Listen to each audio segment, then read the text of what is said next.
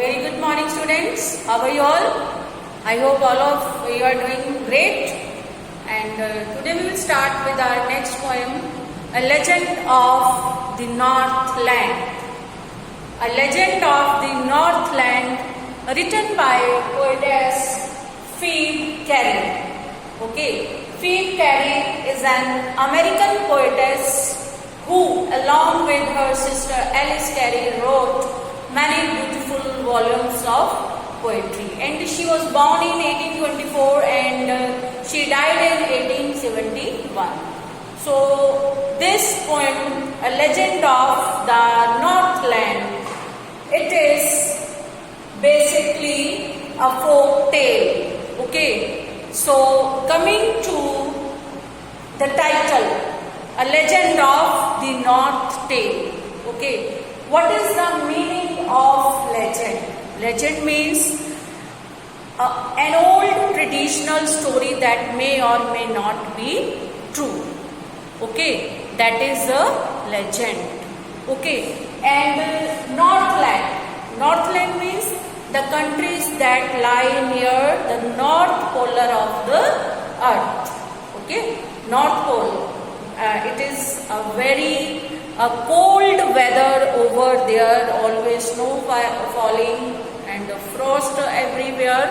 Okay, so this region, North Polar region, Northland, the countries mainly that are situated near the North Polar region are Norway, Sweden, Finland, Canada. Okay, so the origin of this story is in somewhere in these countries. Okay, so what is this story about? A legend of the Northland. Okay, so this is the story of a greedy woman, okay, who was cursed by a saint named as Saint Peter. Okay, so starting with the poem A Legend of the Northland, I want to just give you an idea about the theme of the poem or message of the poem. The message of the poem, we can say, is we should not be greedy and selfish. We should believe in helping and sharing. Okay, students? So, starting with the poem. Away, away in the Northland, where the hours of day are few, and the nights are so long in winter that they cannot sleep them through. Okay, so away, away in the Northland, somewhere in the Northland, okay, where the hours of the day are few, where the days are very much short. Okay, and the nights are so long in winter, and the nights are very, very long in winter that they cannot sleep them through. Nights are so much long, nights are, we can say, so much uncomfortable due to extremely cold weather, and they are that much longer that people cannot have a sound sleep during the nights. Okay, days are very much shorter, nights are longer. Such is the setting of this story. Okay, so where they harness the swift reindeer, where they harness the swift reindeer to the sledges when it snows, and the children look like bears' cubs in their funny furry clothes. Okay, where they harness. What is the meaning of harness? Harness means to tie or to control. When we control an animal like a horse with the help of a set of straps, okay, that is called harnessing, and those straps are called harness. And its another meaning is to tie. Okay, so harness meaning to tie or to control. So here the meaning is to tie. Okay, where they harness. They means people living there. Where they harness the swift reindeer. Swift means very fast. Okay. And the reindeer is one of the animals found in that ice polar region. Okay. Where they harness the swift reindeer, the very fast running reindeers, to the sledges. Sledges means the carriages drawn by animals. Animals drawn carriages are called sledges. Okay. Where they harness the swift reindeer to the sledges when it snows. When there is snowfall everywhere, people, they use reindeer in the animal drawn carriages. They tie their reindeer animal to those carriages and enjoy the snow ride. Okay. Where they harness the swift reindeer to the sledges when it snows, and the children look like bears' cubs in their funny furry clothes. And children look like bears' cubs. Okay, how do children look when they are putting on funny and furry clothes? When it is very chilly weather, we used to make the children put up so many layers of clothes, and in the end a jacket, a furry jacket made of fur.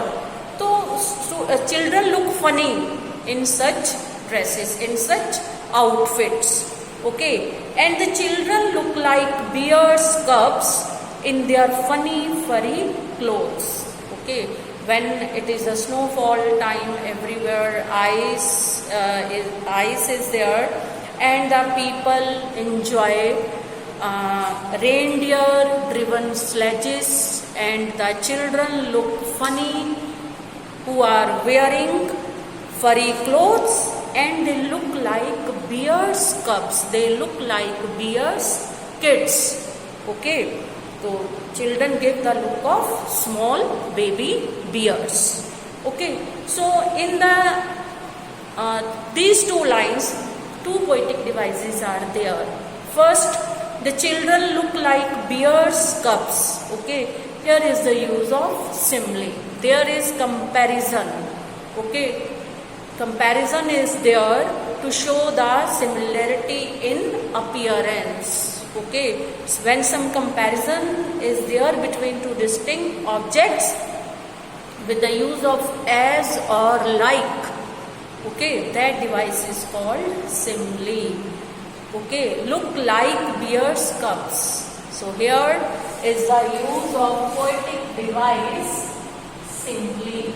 Okay, in the next line, you will tell me which poetic device has been used over there. In their funny furry clothes. Funny furry clothes. Yes, students, I hope you know what is the name of this poetic device. Yes, it is alliteration. Alliteration means when more than two words, two or more than two words in the same line start with the same consonant letter. Same consonant letter here is F. Funny and furry. So it is the use of alliteration device. Funny and furry. Here you will underline consonant letter F and write down alliteration. Okay. So coming to next passage, paragraph. They tell them a curious story. I do not believe it is true, and yet you may learn a lesson if I tell the tale to you. Okay. So the people living over there, they used to tell to their children a curious story. Curious, I told you the meaning of word curious in the previous chapter. The meaning of curious is strange. Okay. So they used to tell their children a very strange story. I do not believe it is true or not, and yet you may learn a lesson if I tell the tale to you.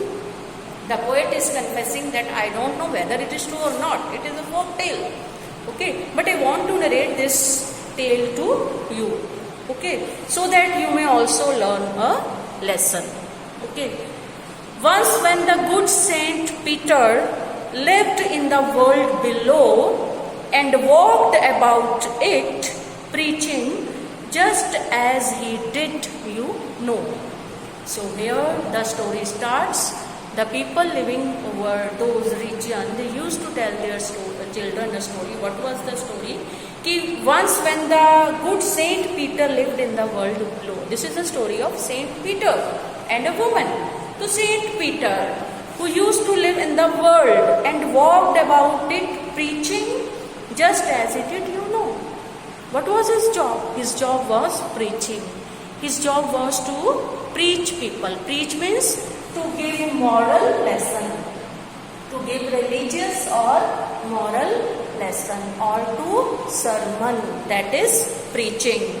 Okay, so and walked about it preaching just as he did, you know. What was his job? To do preaching. He would walk around the streets and give moral lessons, give sermons, give preachings to the people living over there. He came to the door of a cottage in travelling round the earth, where a little woman was making cakes and baking them on the hearth. So while he was moving around everywhere preaching the people, one day during his travelling he reached a house where a little woman was making cakes, okay, and baking them on the hearth. H-E-A-R-T-H, hearth means furnace or a fireplace. वो अपनी furnace में क्या कर रही थी? She was making cakes. Okay, so after all he has travelled a lot. Now he was feeling very hungry. He was exhausted and being faint with fasting. Again, use of alliteration. Faint with fasting. Letter F, consonant letter. So, and being faint with fasting, for the day was almost done, he asked her from her store of cakes. Day was about to end. Okay, he was exhausted, he was hungry. He requested the woman to give him one of his cake to eat. He asked her from her store of cakes to give him a single one. Okay, he requested her to give a single cake from her store of cakes. Okay, students. So this is enough for today. I have sent you question answers of previous chapter also. You write them in your notebook. Okay, students.